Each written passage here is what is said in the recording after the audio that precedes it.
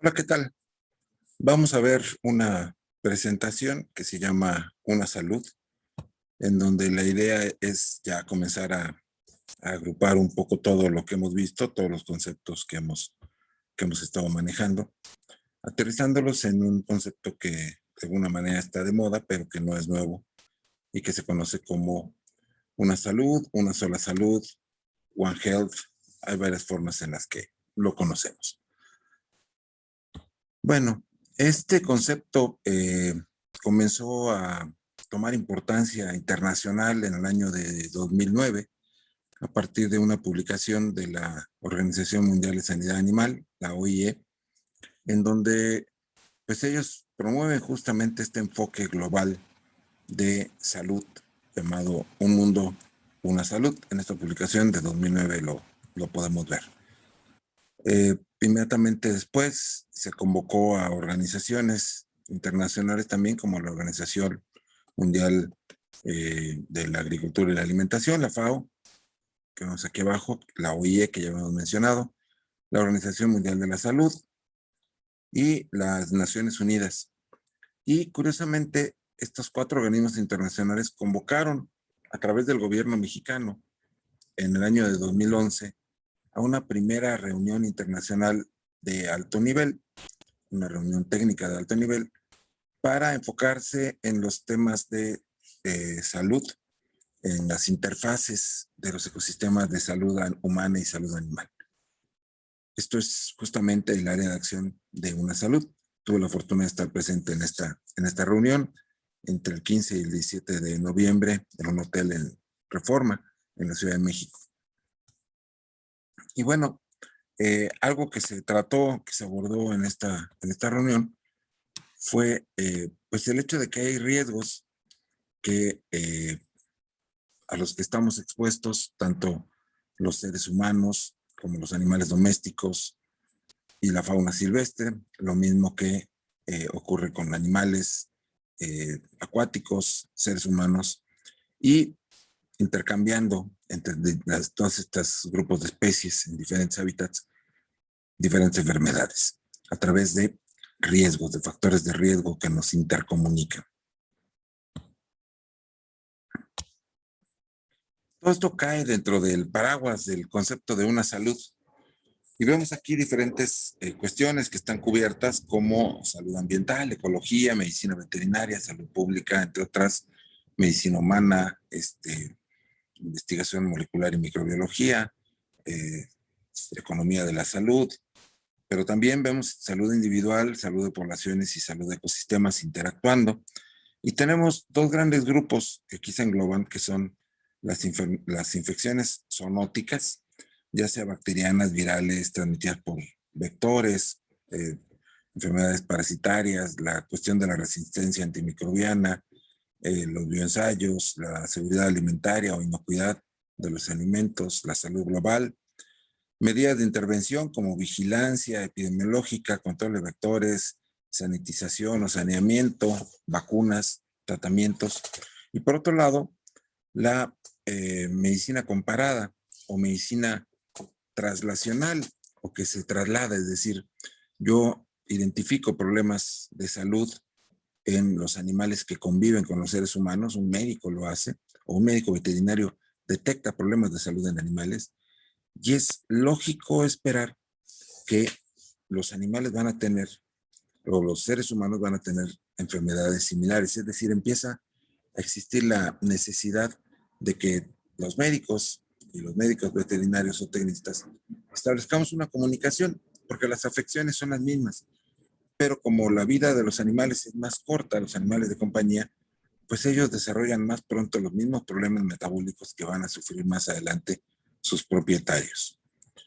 Entonces, actualmente ya se están midiendo riesgos a la salud en individuos, en seres humanos, a través de su evaluación en sus animales de compañía, enfermedades como el cáncer o enfermedades cardiovasculares, tienen entonces una correlación, desórdenes metabólicos, problemas de articulaciones o de enfermedades del aparato esquelético, se van a encontrar en ambos.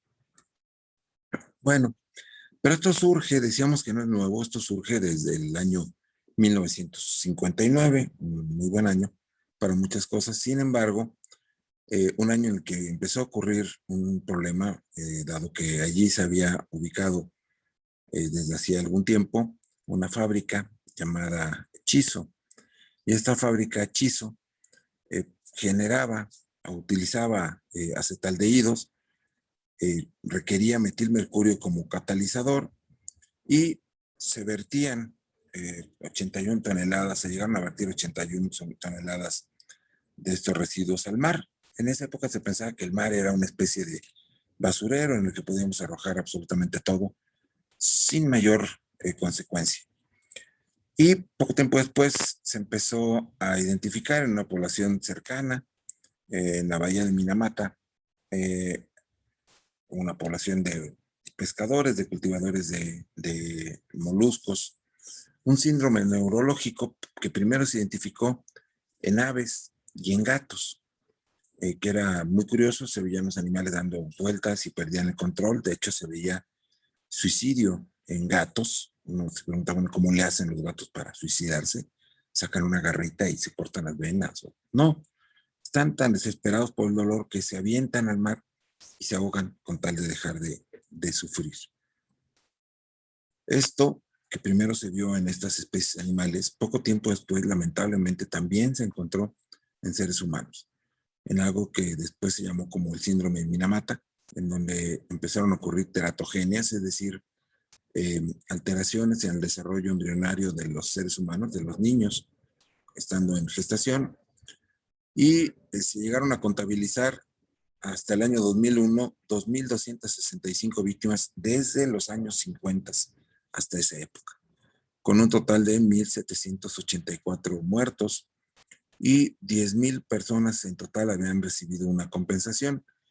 Pero esto no fue gratuito, fueron muchos años de batalla con el gobierno japonés y con la empresa Chiso, que primero utilizó una estrategia a través de algo que se conoce como yakuza.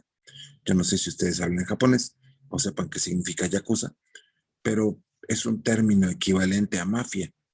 Es decir, empleaban mafiosos para ir a golpear a quienes se atrevían a denunciar a la empresa. Esto hizo que pues esta denuncia fuera lenta y costara mucho trabajo, pero finalmente para el año 2001 se consiguió que el director de la empresa, ya para el año 2001, pues se humillara, se hincara en frente de todos los afectados para suplicar el perdón, además de los pagos correspondientes de las indemnizaciones de aquellos que no habían sido desaparecidos o muertos por la mafia. Bueno, para los años 80, este era el mundo era bipolar en términos de dominio hegemónico. Teníamos al occidente, encabezado y liderado por Estados Unidos y sus países afines, ¿sí? Principalmente Europa, por supuesto el continente americano, salvo honrosas excepciones como Cuba y algunos otros países que no se alineaban del todo con la política estadounidense. Y por otro lado, Rusia. Esto fue una consecuencia desde la Segunda Guerra Mundial. Han oído hablar ustedes de que en los 60 se levantó el muro de Berlín. Pues en los 80 todavía existía ese muro. A principios de los 80, prácticamente toda la década, el muro siguió existiendo. Y teníamos entonces un planeta polarizado.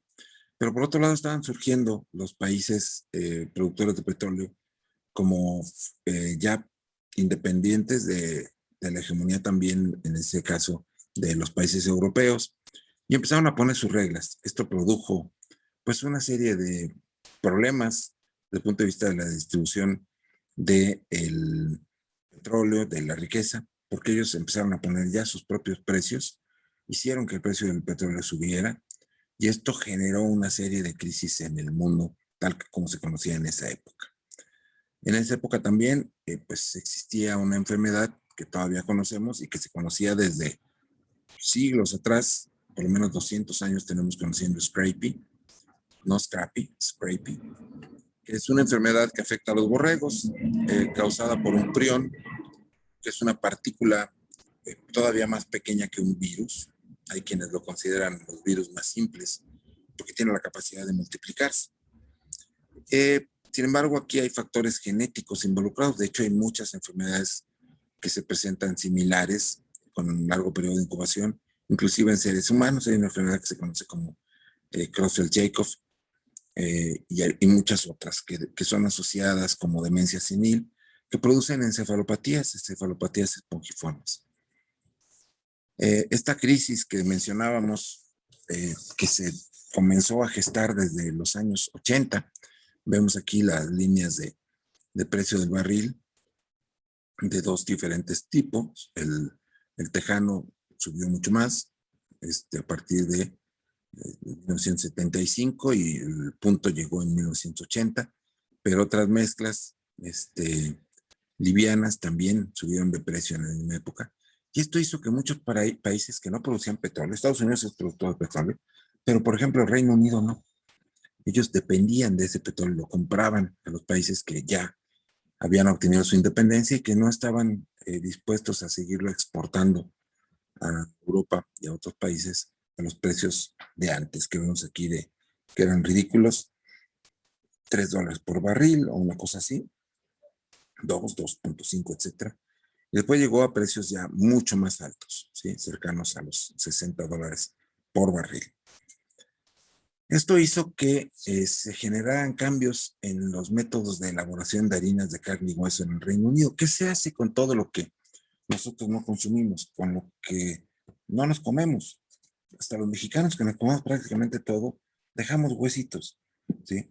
Y esos huesitos, ese pellejo, eso que no se consume, que a veces es pedazos de piel, patas, cabezas, etcétera, se transforma. El ciclo se cierra cuando se meten en estas máquinas que son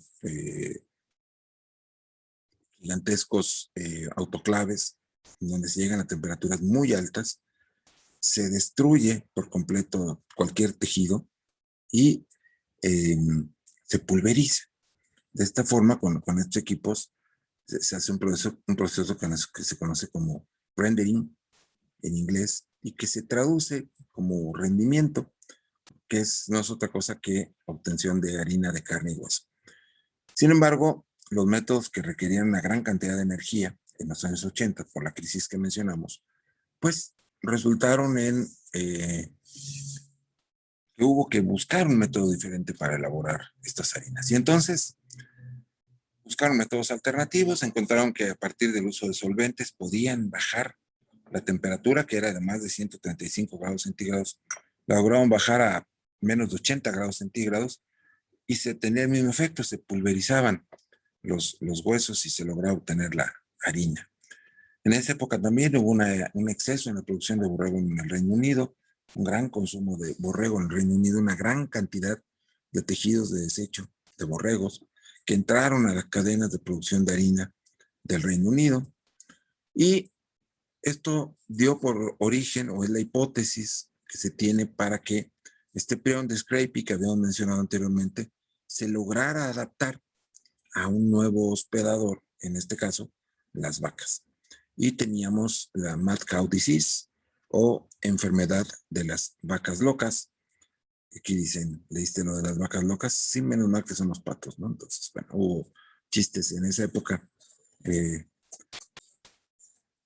cuando se puso de moda la enfermedad, que pues podría haber sido simplemente una cuestión anecdótica que las vacas se volvieran locas, pero realmente empezó a ser un problema muy grave. Esto era lo que pasaba, había un deterioro grave del sistema nervioso central, irreversible, se formaban literalmente espacios o vacíos en la comunicación neuronal del cerebro, por lo tanto, pues esta dejaba de darse, las vacas perdían el sentido de la conciencia, se volvían locas, se caían, perdían el equilibrio. Es una enfermedad deteriorante que termina con la vida de estos animales en una forma muy terrible. Y entonces esto produjo una crisis en el Reino Unido. Así se ve, estos espacios son los cerebros de esponja que se menciona, tejido esponjoso en el cerebro, al microscopio. Y la enfermedad se llegó a diseminar a prácticamente toda Europa occidental. Unos cuantos países la libraron, ¿sí? Pero después cruzó el continente, llegó a Canadá, después a Estados Unidos, también a Brasil, y México no. México es un país que se ha considerado libre de esta enfermedad, pero ese estatus sanitario no lo reconoce la OIE. La OIE reconoce solamente riesgo insignificante. ¿Por qué? Porque ellos dicen, ¿estás seguro que no tienes? Pues sí, nunca he reportado ningún caso. Y entonces ellos dicen, ausencia de evidencia no es evidencia de ausencia. ¿Qué significa esto? Que no solamente basta decir, no tengo ningún caso, sino que hay que demostrar que no lo tenemos. Es decir, tenemos que demostrar nuestra inocencia, cosa que desde el punto de vista judicial no es válido, pero que desde el punto de vista sanitario sí lo es. Y entonces México tuvo que desarrollar toda una estrategia basada en las reglas de la OIE para hacer un sistema de vigilancia epidemiológica que fuera capaz de detectar la presencia de un caso de vacas locas, buscando estos casos de vacas locas. ¿Cómo? Pues primero identificando en animales de alto riesgo, es decir, animales que mostran signos nerviosos. Todos los animales con rabia, por ejemplo, son sospechosos, los bovinos que padecen o que mueren de rabia. Su cerebro se tiene que dividir en dos, una vez que mueren, claro. Una parte se va a estudio para búsqueda de presencia de rabia, pero la otra parte se va para tratar de identificar la presencia del prión. Se tiene que dar un seguimiento a los animales importados. En principio, México había cerrado sus fronteras comerciales primero a Inglaterra, después a todos los países que habían tenido casos de vacas locas. Y cuando llegó a Canadá y Estados Unidos, nos vimos en un grave problema, porque México no producía vaquillas de reemplazo. Somos un país que requiere mucha leche, que produce mucha leche, pero que no produce vaquillas de reemplazo. No teníamos recría. Y entonces, al momento en que se cierra la frontera, los primeros que exigieron que se volviera a abrir fueron los ganaderos lecheros, porque ellos requerían vaquillas de reemplazo. ¿Qué es una vaquilla de reemplazo? Pues una vaquilla joven que ya tuvo su primera monta, que está gestante y que viene a tener su primer parto acá en nuestro país. Vaquillas importadas que cuestan $1,000 aproximadamente, puestas ya en México, y que sale más barato comprarlas que producirlas. Más o menos 30-35% del hato nacional se tiene que renovar cada año, del hato bovino lechero especializado, por supuesto, no de todos los bovinos, pero sí de los bovinos especializados, es decir, el ganado lechero se tiene que reponer cada 3 años prácticamente por completo.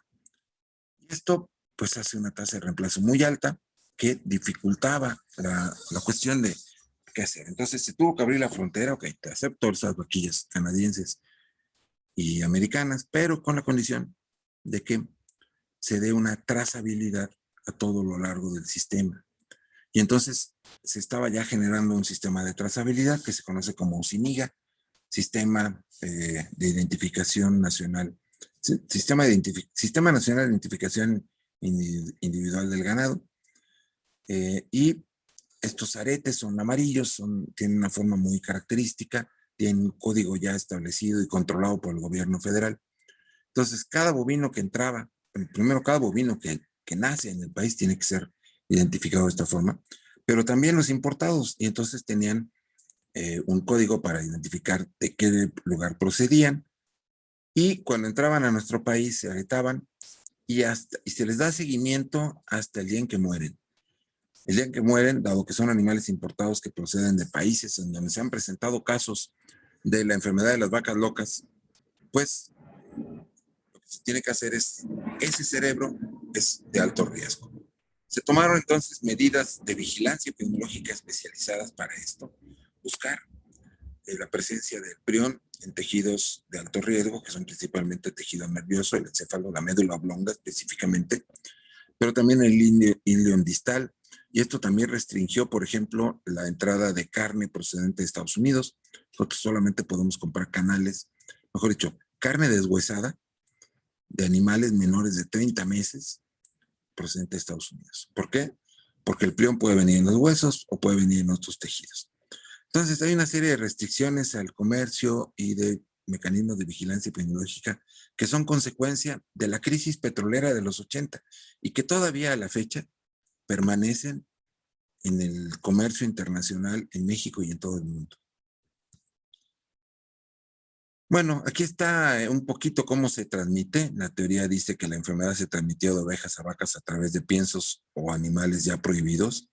Es decir, no se da directamente por el consumo de la carne de los borregos, sino que a las vacas se les da de comer estos alimentos preparados con harina de carne y hueso que tenía tejido de borrego.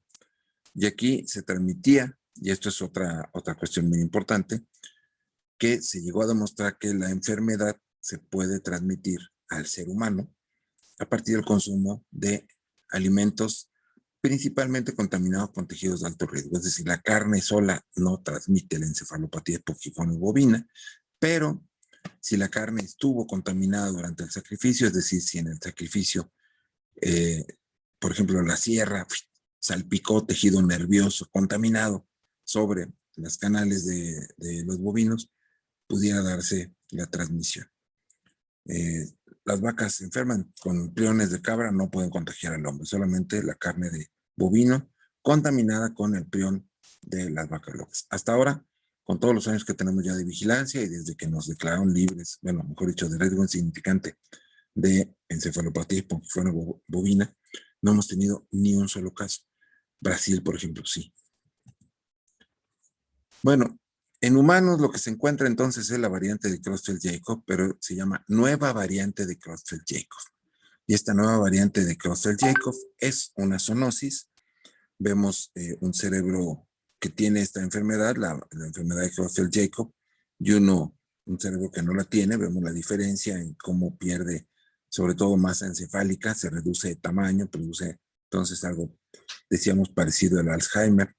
Y se vio, ¿por qué se asoció? Bueno, porque se empezaron a desarrollar de manera paralela los casos, por supuesto no en los números en los que se dio de vacas locas, pero sí un número de casos más o menos, un caso en humanos por cada 200 casos de bovinos aproximadamente. Y esto se detuvo en 2001, que fue el pico de la enfermedad, y de ahí empezó a bajar. ¿Qué medidas entonces se tomaron como prevención? Pues el control de comercio de bovinas procedentes del Reino Unido, la prohibición de alimentar a los rumiantes con harina de carne y hueso, la trazabilidad o los aretes de animales de importación y seguimiento hasta su muerte, la inspección post-mortem, control de métodos de insensibilización a los bovinos para evitar que el tejido nervioso a la hora que se insensibiliza vaya a dar sobre la carne y establecer, decíamos, los sistemas de vigilancia epidemiológica asociados a enfermedades como rabia o intoxicaciones o algo que se conoce como vacas caídas. Porque esta enfermedad también se manifiesta de esa forma. La vaca está bien y de repente ya no y cae. Pero esto sabemos que puede ser también por un problema de falta de calcio, que muy rápidamente se puede pues solucionar. Si no soluciona, entonces tendremos que sospechar de vacas locas. Se requiere para esto pues una coordinación interinstitucional entre la Secretaría de Salud a través de COFEPRIS. Se formó un grupo que se llamaba el Grupo de Especialistas en Priones. Tuve el honor de participar en ese grupo algunos años por parte de COFEPRIS, la SAGARPA, que ahora es SADER, y la Secretaría de Economía, que también participaba a través de programas de compensación en caso de que se tuvieran que sacrificar animales como consecuencia de esta enfermedad.